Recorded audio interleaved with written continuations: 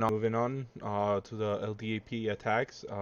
This section will cover the LDAP attacks. They're used often as backend authentication, especially in SSO, which are single sign-on solutions. LDAP has its own syntax that we'll see in more detail. So, for example, number one, we can go ahead and just go in. If we see right here in the URL that says username equals hacker and password equal hacker.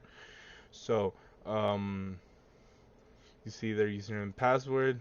Uh, but if you see, we're not authenticated. But if we pull a no bind here, so we just erase everything and hit enter, you'll see we pass on as authenticated since there's a vulnerability in the system. Moving towards the second example, there's the most common pattern of LDAP injections is able to inject a filter.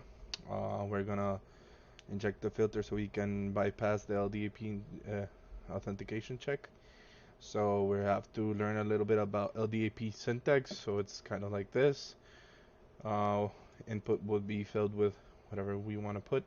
So for example, here we're gonna go to LDAP attack, and you see we have authenticated as hacker. So we're gonna replace everything here, and we're gonna hit enter. As you see, we're still authenticated as a hacker. We added here our